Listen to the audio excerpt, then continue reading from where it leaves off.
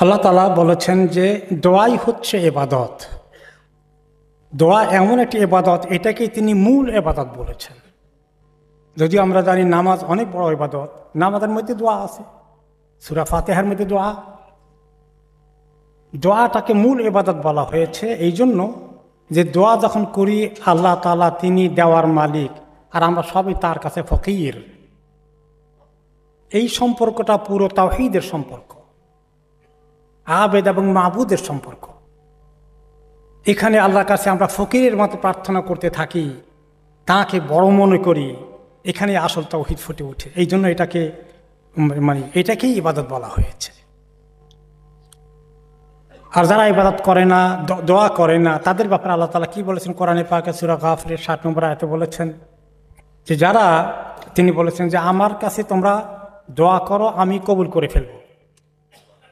আর যারা অহংকার বশত আমার কাছে দোয়া করে না, তারা জাহান্নামে প্রবেশ করবে অপমানিত হয়ে। তাহলে এই আয়াতে বোঝা গেল যে দোয়া না করা বেশি করে আল্লাহর কাছে, এটা অহংকারের লক্ষণ। আল্লাহ মাফ করুন। এমনকি একটি হাদিসে রাসূলুল্লাহ সাল্লাল্লাহু আলাইহি ওয়াসাল্লাম বলেছেন, যে ব্যক্তি আল্লাহর কাছে দোয়া করে না, আল্লাহ তাআলা তার প্রতি অসন্তুষ্ট। তিনি তো দেওয়ার জন্য বসে আছেন, কবুল করার জন্য বসে আছেন, আর আমি দোয়া করছি না। এই জন্য আল্লাহ তাআলা আমার উপর অসন্তুষ্ট হয়ে যাবেন। আল্লাহ মাফ করুন। কেন দোয়া করবো না? কত বিপদ আপদ আমাদের জীবনে আসে যায়, কত দরকার আমাদের। যতই অনেক ভালো জিনিস জীবনে থাকে, কিন্তু সুবিধা অসুবিধা চলেই আসে টাইম টু টাইম। তো আল্লাহ তাআলা এই সুবিধা অসুবিধা কষ্ট এগুলো যখন চলে আসে, তখন তিনি বলেছেন যে তোমার যদি কোনো কষ্ট হয়ে যায়, তাহলে তোমাকে দূর করার তিনি ছাড়া কেউ নেই।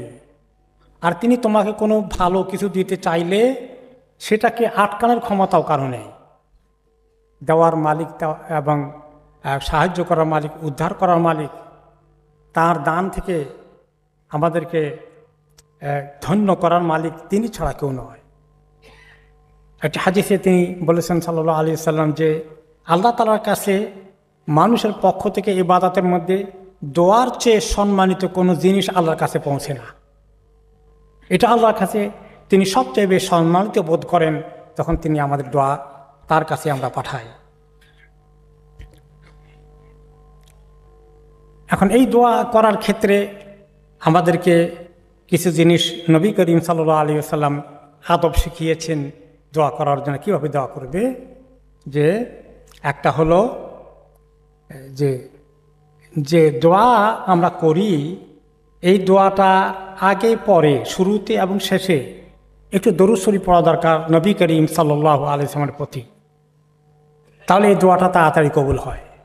আর যতক্ষণ কবুল না করা হয়, যতক্ষণ এই দরুদ শরীফ পাঠানো না হয় দোয়ার আগে পরে, ততক্ষণ দোয়া আকাশ, জমিন এবং আকাশের মাঝখানে লটকে থাকে। কাজে দোয়া কবুল হওয়ার জন্য শুরুতে এবং শেষে একটু এক লাইনের দরুদ শরীফ হলেও পড়ে নিতে হয়। এরপরে আমরা দেখি যে নবী করিম সাল্লাল্লাহু আলাইহি ওয়াসাল্লাম একটি হাদিসে বলেছেন যে লোকেরা দোয়া করে এবং নগদ এটার উত্তর না পেলে মনে করে তার দোয়া কবুল হয় নাই। এবং এরকম কয়েকবার কয়েকটা বিষয়ে দোয়া করেছিল, খুব দোয়া করলো কিন্তু কবুল হলো না। মানে তার উত্তর সে পায় নাই। কবুল হয়েছে কিনা আল্লাহর কাছে সেটা তো আমরা দেখছি না, কিন্তু দোয়ার উত্তরটা যেটা চেয়েছিলাম সেটা পেলাম না। না পেলে লোকেরা মনে করে আমার দোয়া বোধহয় কবুল হয় না। তখন সে হতাশ হয়ে যায়, আমার দোয়া যখন কবুল হয় না আর দোয়া করে লাভ কি, তখন দোয়া ছেড়ে দেয়। এ হলো হতভাগা।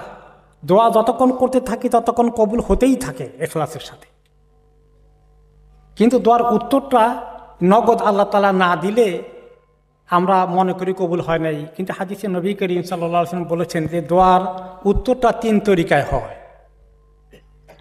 একটা হলো যে আল্লাহ তাআলা যেটা নগদ চেয়েছি দিয়ে দিবেন।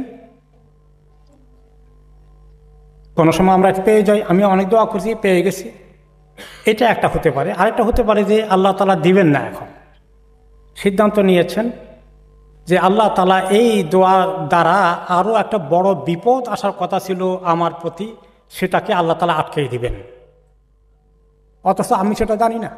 আর আমি মনে করলাম দোয়া আমার কবুল হয়নি, যে এটা চাইলাম এটা তো পাইলাম না, তাহলে মানে কবুল হয়নি। ভুল ধারণা।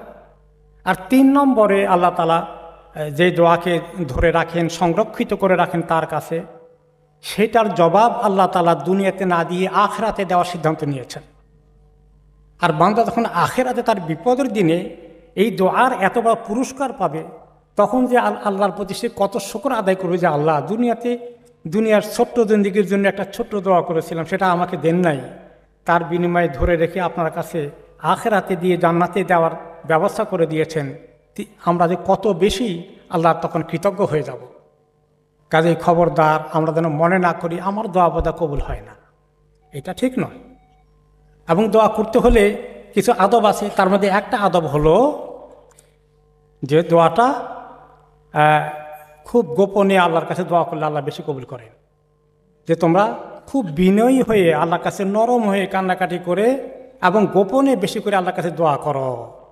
আর গোপনে দোয়া করাটা আল্লাহ পছন্দ করেন। আর বেশি যখন তারা মানুষ প্রকাশ্যভাবে খুব বেশি বড় মাহফিলে বিশাল করে লম্বা দোয়া করে, এগুলোকে হাদিসে আল্লাহ তাআলা কোরআনে বলেছেন এই সমস্ত সীমালঙ্ঘনকারীর দিকে আল্লাহ পছন্দ করেন না। মানুষের বিশ্বাস হয়ে গেল যে আমি গুনাহগার, আমার দোয়া তো বোধহয় কবুল হবে না। মসজিদে গিয়ে হাজার হাজার লোকে নিয়ে একসঙ্গে দোয়া করাইতে পারলে, একটা স্লিপ দিয়ে দিলে, তাহলে অনেক কবুল হয়ে যাবে। আমার সবার দোয়া, কার না কার দোয়া কবুল হবে ঠিক নাই। এই সমস্ত আন্দাজ অনুমানের কথা আমরা বলি। অথচ আল্লাহ তাআলা বলেন তুমি গোপনে আমার কাছে দোয়া করো। জাকারিয়া আলাইহিস সালামের সন্তান হচ্ছিল না, তিনি আল্লাহ তাআলার কাছে নিদাআন খাফিয়া, খুব গোপনে আল্লাহর কাছে বললেন, সমস্ত উম্মতকে নিয়ে দোয়া করেন নাই। তো কাজে আল্লাহ তাআলা যেটা পছন্দ করেন যে আমি আমার কথাটা মনোযোগ দিয়ে চোখের পানি ফেলে তাহাজ্জুদের সময়, যে সমস্ত সময় দোয়া কবুল হয়, জুমার দিনে আজকে আসর থেকে মাগরিবের ভিতরে, এই সমস্ত সুযোগগুলো কাজে লাগে মনোযোগ দিয়ে দোয়া করলে ওই দোয়াটা আল্লাহর কাছে পছন্দনীয় বেশি, কবুল বেশি হয়।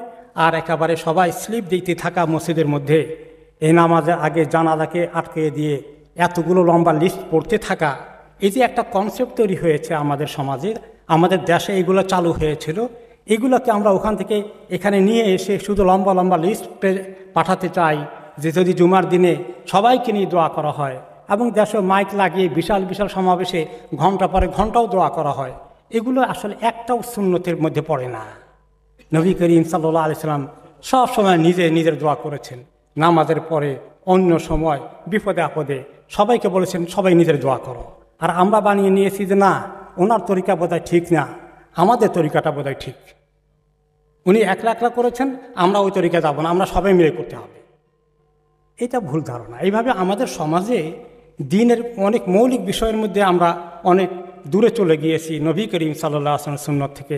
ওনার তরিকা ছাড়া আমরা নিজেরা খুব ভালো মনে করি, খুব মজা লাগে আমাদের কাছে, সবাইকে নিয়ে লম্বা মুনাজাত করলে খুব মজা লাগে। কিন্তু এই মজা তো আসল কথা না। আসল কথা হলো যে সুন্নতকে অনুসরণ করা। আমি নামাজ পড়ব কীভাবে, যেভাবে নবী করিম সাল্লাল্লাহু আলাইহি ওয়াসাল্লাম পড়েছেন। হজ করব কীভাবে, যেভাবে তিনি পড়েছেন। দোয়া করব কীভাবে, যেভাবে তিনি করেছেন। জিকির করব কীভাবে, যেভাবে তিনি করেছেন। কিন্তু আমাদের সমাজে বহু রকমের প্যাকেজ আছে, ওই প্যাকেজগুলো আমরা ছোটোকাল থেকে শিখে এসেছি, এগুলো ছাড়তে পারি না। কাজেই বিপদ আপদের খবর আপনি আল্লাহর কাছে অন্ধকার রাতে আপনি নিজের চোখের পানি ফেলে বলেন, এইটাই হলো সুন্নত তরিকা, এটাই কবুল হবে বেশি। আর সবাইকে নিয়ে মাইকে দোয়া করে নেওয়া হাজার হাজার মানুষের মধ্যে, এই চিন্তাটা আসলে সুন্নতের পরিপন্থী। আল্লাহ তাআলা আমাদেরকে তৌফিক দান করুন।